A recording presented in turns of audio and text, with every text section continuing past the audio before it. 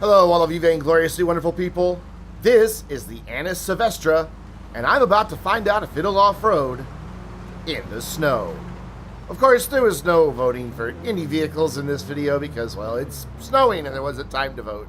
It was just all based on stuff you left in the comments, and I can't remember who suggested this particular video. But I normally don't do a comparison between the two cars in the video. There's just two cars in the video. So it's usually not like a car versus car or, you know, a shootout type thing. But today it is. We have two retro, like late 60s, early 70s era sports classics compacts. Both little four-cylinder cars, both rear-wheel drive. So this should be a lot of fun. These are both good cars. Though I will say right up front, the Savestra, which is brand new, which as you can tell I do not have the guns on, but this is brand new, just came out this week. This car has the standard off-road traction loss, so it does slow down a little bit when it's off-road, and that is going to be to its detriment here. Also, this car is just a bit more torquey. It has a bit more power than the Retinue, which makes things like that you just saw happen. Oh, hello, man on the mountain.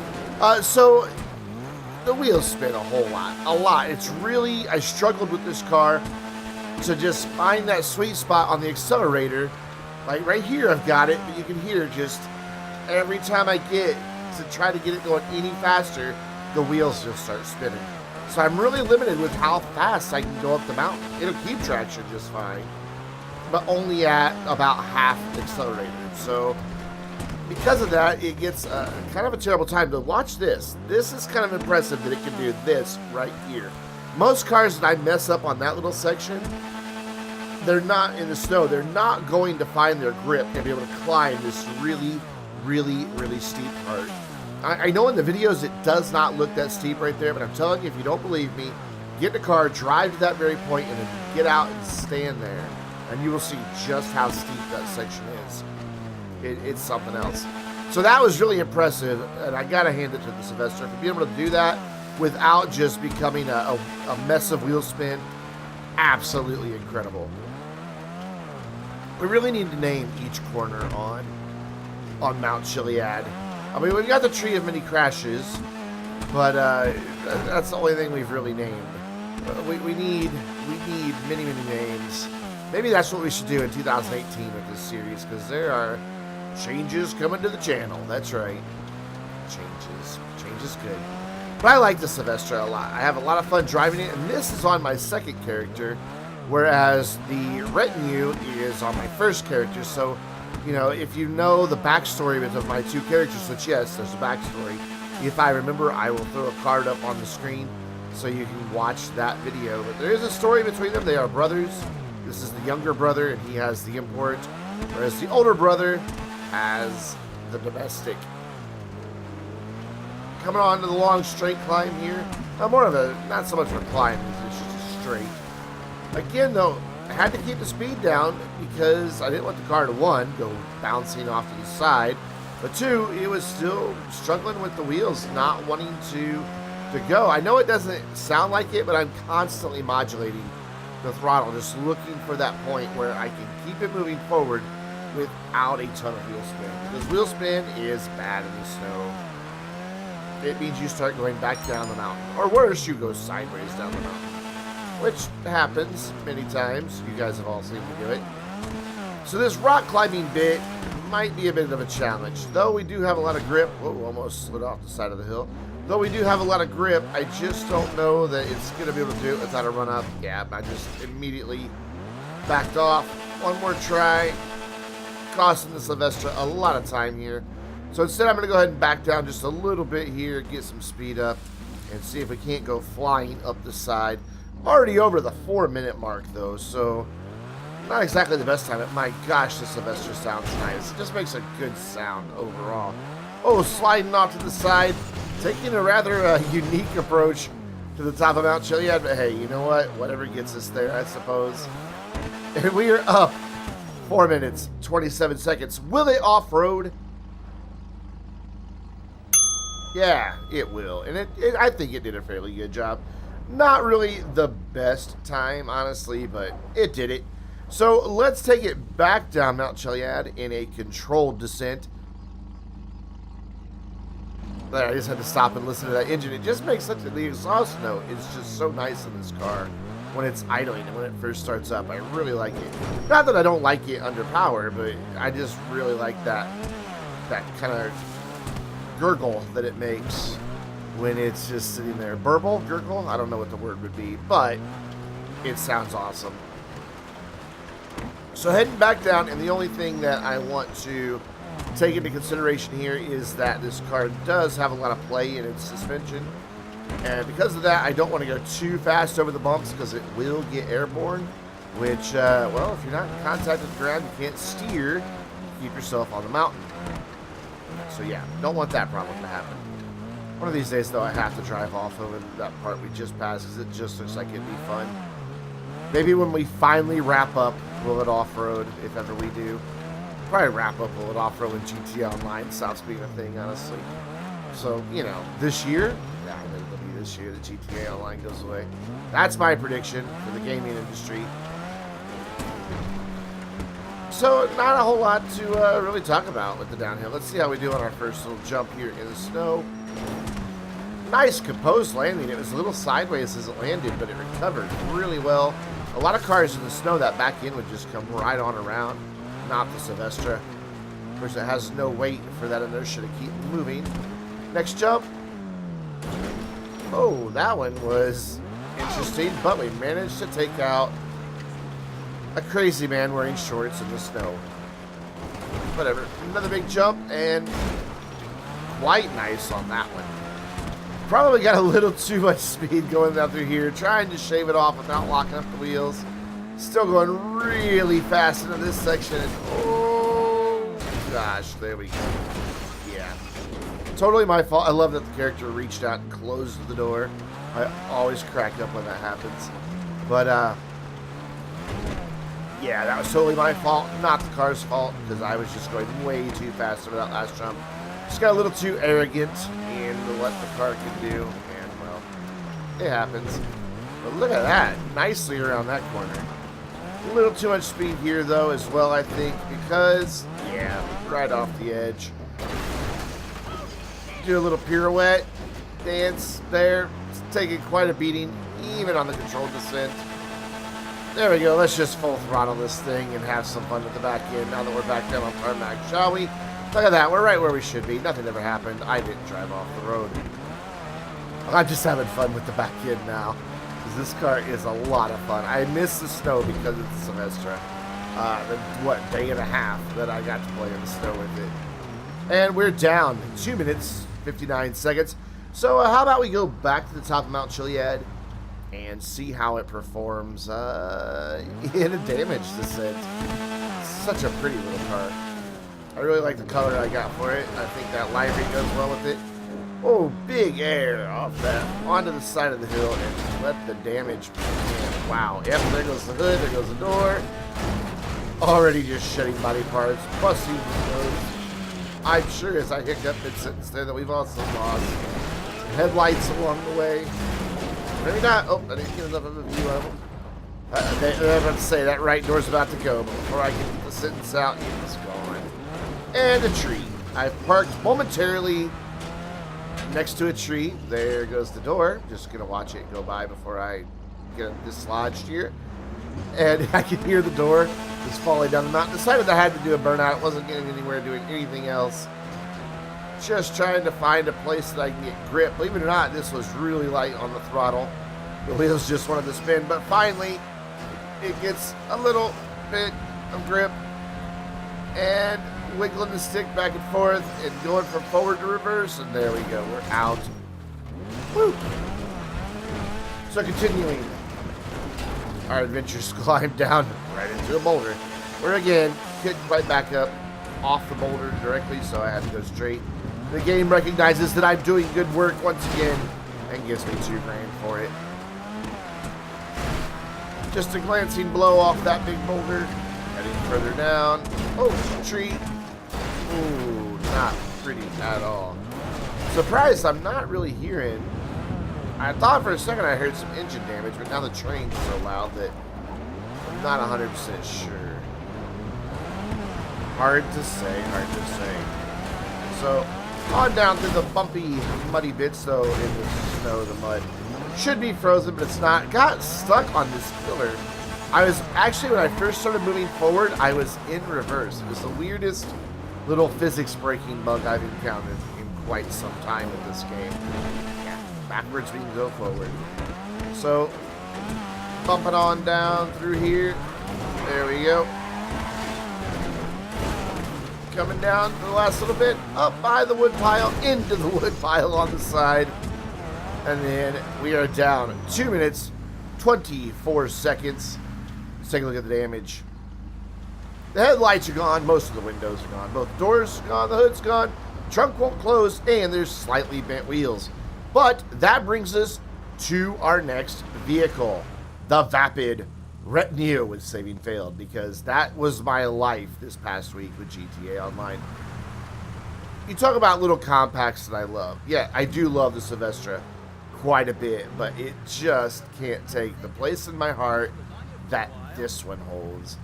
I love that it's got kind of like a almost Italian body style to it, especially the rear quarter panels, the rear fender flares. Oh my gosh. Beautiful, beautiful design. I love this little car. Interestingly enough, it is slower around a track than the Savestra, but for off-roading, it has a smaller speed loss. So it could wind up in this situation, even though it's slower on a normal track, it could turn in a better time. Just to give you some perspective on what we're looking at, I have done this car just a couple weeks ago, actually, in my regular Will It Off-Road series, and it got a 2 minute, 46 second time climbing to the top of Mount Chiliad. Now, it's not going to get that today in the snow because the snow slows you down. But if you look, it's not really struggling much yet. Little wheel spin right there, but not a lot. And when it does happen, it's real easy to get grip, and it seems like I'm able to carry more speed with this car than I was with the Savestra before the wheels start spinning. I don't know if it's just, comes down to just a little less twist, in the torque area.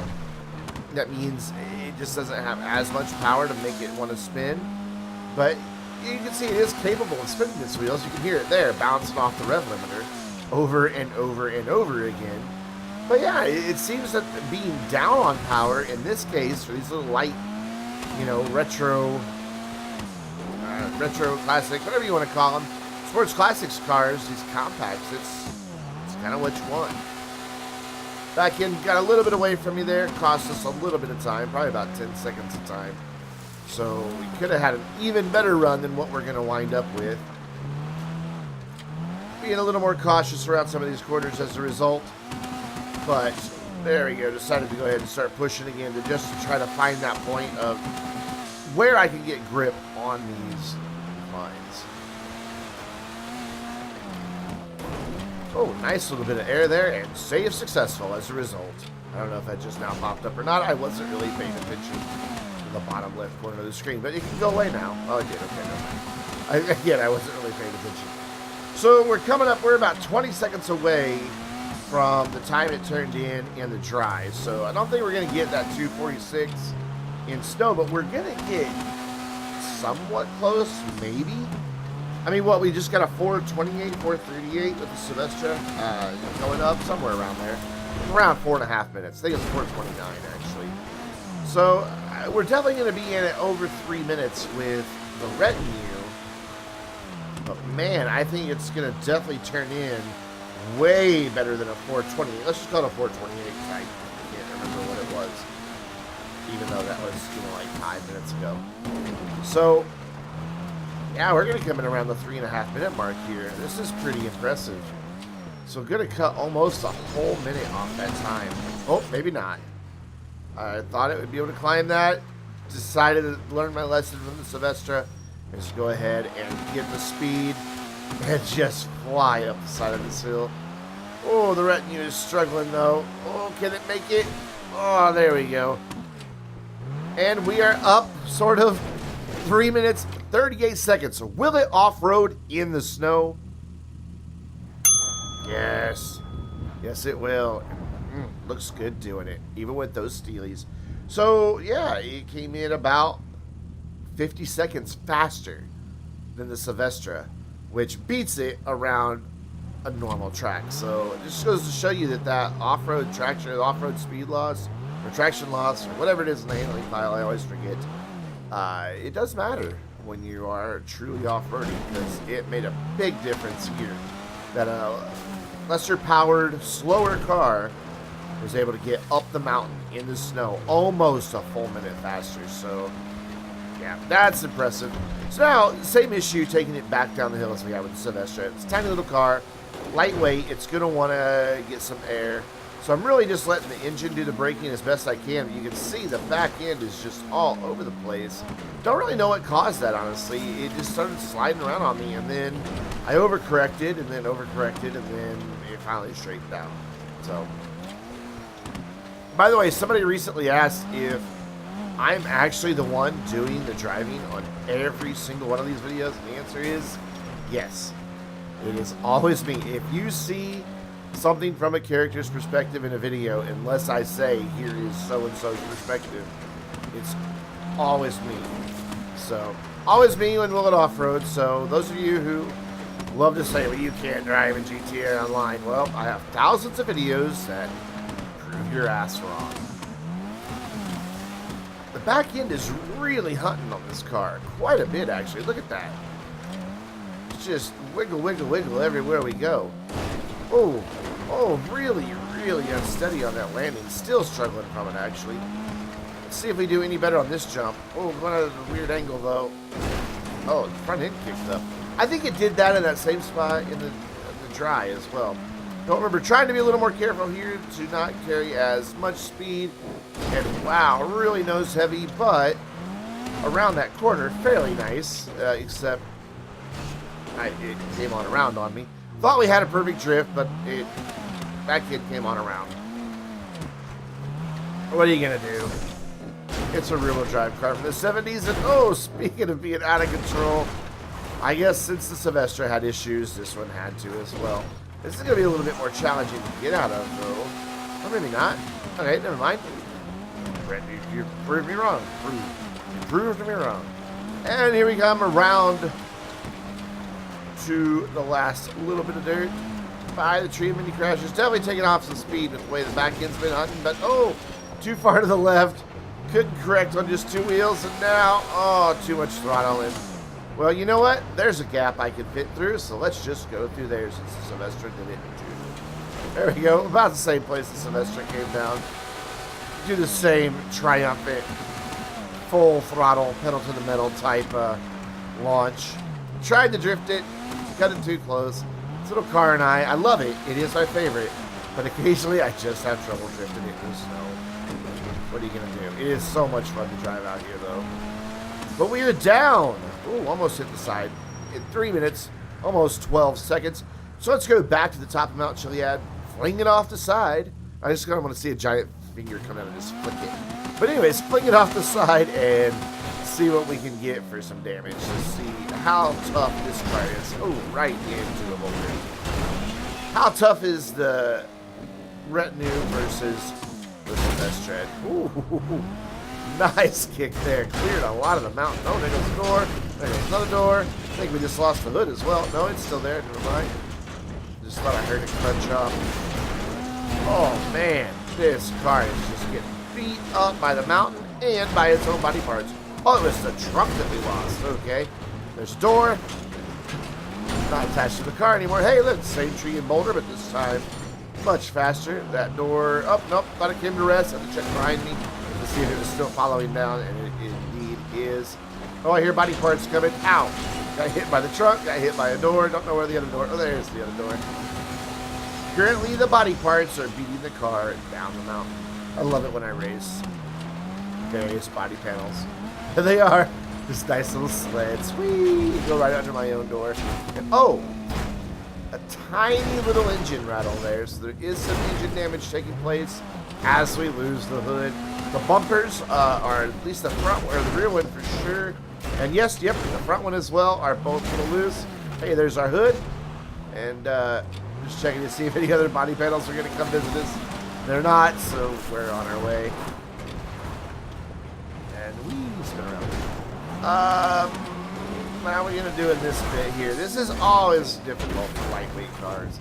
I know some people say that weight doesn't matter to how things, except for collision in the game. But then what is it that dictates that a lightweight car also feels like in the physics, as far as the way it responds to bumping into stuff like this? That's not just a collision. I don't know, it's weird. But a nice rollover by the wood pile. Managed to spin it around, got over Zealous with the throttle. But we are finally down 2 minutes, 8 seconds. Let's take a look at the damage on the Retinue. One headlight and taillight's gone. Most of the windows are out. Both doors, the hood, the trunk, both bumpers are damaged. Slight body damage, actually, dented in. Bent wheels and slight engine damage. Hey guys, don't forget to go vote for the vehicles that you want to see featured once I resume regular Will It Off-Road. And look for more in the snow next week. Until then, I'm Brandon, reminding you to stay vainglorious.